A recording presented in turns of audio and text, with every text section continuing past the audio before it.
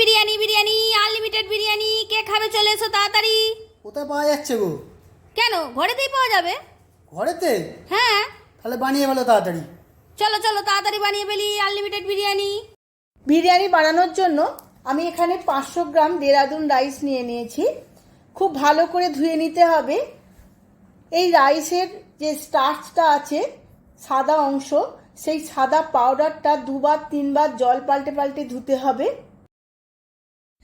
খুব পরিষ্কার করে ধুয়ে নিয়েছি। এবার জল দিয়ে 1 ঘন্টা ভিজিয়ে রেখে দেব। এখন একটা কড়ায় তেল বসিয়ে দিয়েছিলাম, তেলটা গরম হয়ে গেছে। এবার সরু সরু করে কেটে রাখা পেঁয়াজ আমি এই তেলের মধ্যে দিয়ে হাই ফ্লেমে ভেজে নেব বেরেস্তা বানানোর জন্য। পেঁয়াজটা আমি 10 মিনিটের মতো ভাজবো। এদিকে পেঁয়াজটা ভাজতে ভাজতে আলুটা ম্যারিনেট করে নেব। এখানে আমি বড় বড় আলু কেটে নিয়েছি। এই আলুর গায়ে একটা কাঁটা দিয়ে আমি ছিদ্র করে নেব, যাতে মশলা ও নুন খুব ভালোভাবে আলুতে ঢুকে যায়।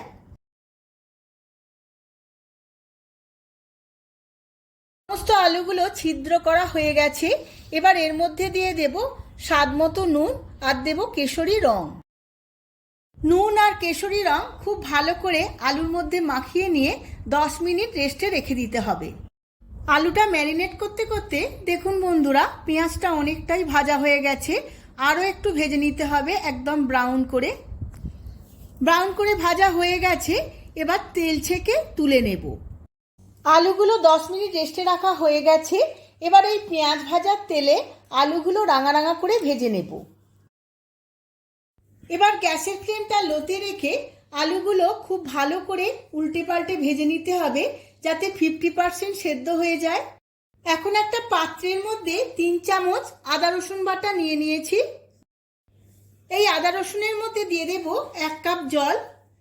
এবার খুব ভালোভাবে গুলিয়ে নিয়ে আদা রসুনটা একটা ছাঁকনির মধ্যে ছেঁকে নেব।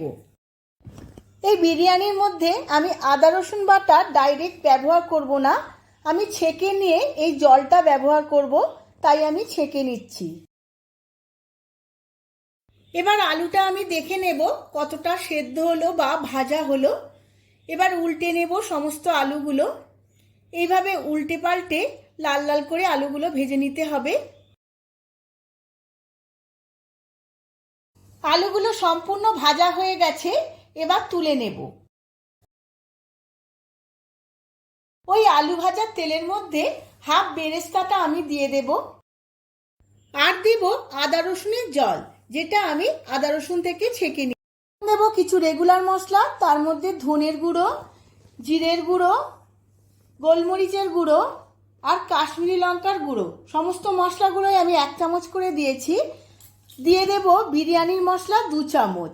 এই বিরিয়ানি মশলার রেসিপি আমার চ্যানেলে অলরেডি দেওয়া আছে, আপনারা চেক করে নেবেন কাইন্ডলি। এবার সমস্ত মশলাটা আবারও একবার খুব ভালো করে কষিয়ে নেব। সমস্ত মশলাটা খুব ভালো করে কষানো হয়ে গেছে। এবার ভেজে রাখা আলুগুলো এই মশলার মধ্যে দিয়ে দেব।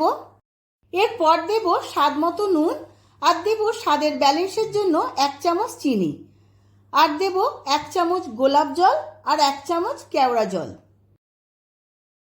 এবার চাপা দিয়ে 20 মিনিটের মতো সেদ্ধ হতে দেব। আলুটা সেদ্ধ হতে হতে এদিকে আমি বিরিয়ানির ভাতটা বানিয়ে নেব। তার জন্য আমি একটা ডেচকির মধ্যে জল বসিয়ে নিয়েছিলাম। জলটা গরম হয়ে গেছে। এবার এর মধ্যে দিয়ে দেব 1.5 ইঞ্চির মতো দারচিনি, 2টো তেজপাতা, একটা স্টার আনিস, 2টো বড় এলাচ, 4টি ছোট এলাচ আর কিছুটা লবঙ্গ। জলটা ফুটে এসেছে। এবার এর মধ্যে দিয়ে দেব স্বাদ মতো নুন। জলটা ফুটে গেছে। এবার ভিজিয়ে রাখা চালটা এই জলের মধ্যে দিয়ে দেব। চালটা তুলে দিয়ে একবার ভালোভাবে নাড়িয়ে নিতে হবে, না হলে নিচে বসে যাবে। এবার এর মধ্যে দিয়ে দেব 1 চামচ সাদা তেল। সাদা তেল দিয়েও খুব ভালোভাবে মিশিয়ে নেব। এদিকে আলুটা আমার 70% সেদ্ধ হয়ে গেছে। এবার এর মধ্যে দিয়ে দেব 50 গ্রামের মতো টক দই। টক দইটাও আমি খুব সুন্দরভাবে এই গ্রেভির সাথে মিশিয়ে নেব।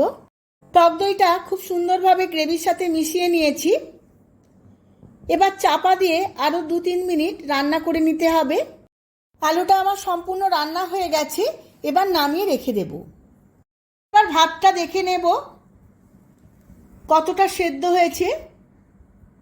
ভাতটা আমার 70% সেদ্ধ হয়ে গেছে। এবার ভাতের ফ্যানটা আমি ঝেড়ে নেব।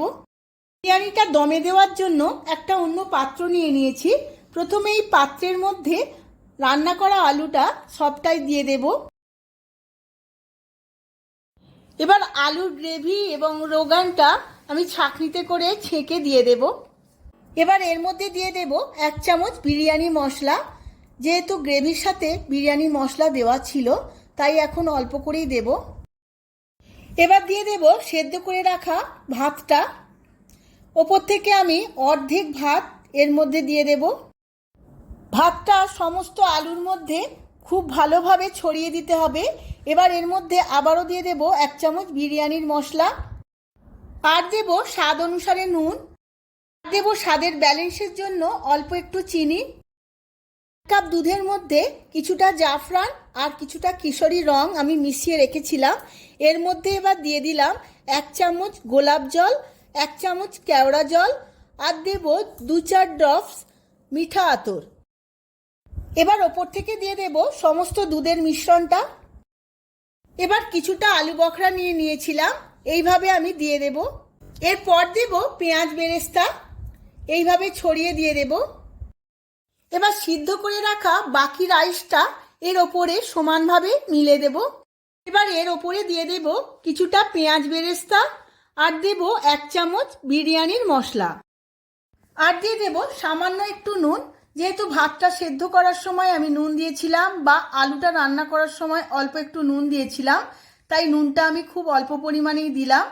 আর দেব স্বাদ মতো চিনি, আর সবার শেষে দিয়ে দেব গাওয়া ঘি 2 চামচ। এবার খুব ভালো করে চাপা দিয়ে দমে বসিয়ে দেব 45 মিনিট। এবার লো টু মিডিয়ামে আমি দম দেব 45 মিনিটের মতো। বিরিয়ানিটা আমার দম দেওয়া হয়ে গেছে, খুব সুন্দরভাবে রেডি হয়েছে। দেখুন বন্ধুরা, কত ঝরঝরে হয়েছে। এবার আমি সার্ভ করে নেব। সার্ভ করে নিয়েছি কলকাতা স্টাইলে আলুর দম বিরিয়ানি। ওহ, কি দেখতে লাগছে, দেখলেই খেতে ইচ্ছে করবে। আপনারাও আমার মতো করে একইভাবে বাড়িতে একবার বানিয়ে ফেলুন, আর কেমন হয়েছে আমার কমেন্ট বক্সে কমেন্ট করে জানান। ভিডিওটা যদি ভালো লেগে থাকে ভিডিওটিতে প্রচুর প্রচুর লাইক ও শেয়ার করবেন।